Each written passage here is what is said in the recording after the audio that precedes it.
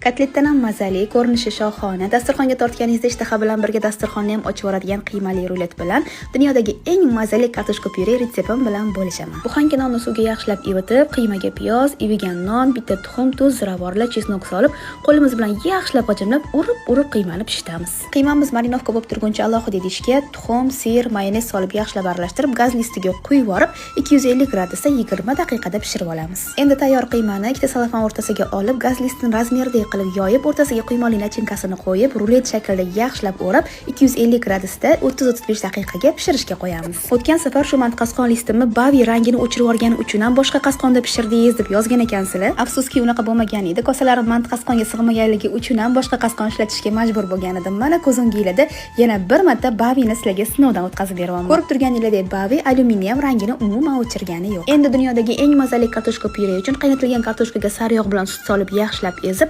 nasatkadan chiroyli chiqishi uchun mikserda 2 daqiqa aylantirib olamiz. Yoniga qaynatilgan guruch va go'shtli ruletlarni kesib dasturxonga tortsangiz, mehmonlarning og'zi lang ochilib qoladi. Ertaga iftorga tayyorlab, ideya va retsept uchun menga like bosib, obuna bo'ling.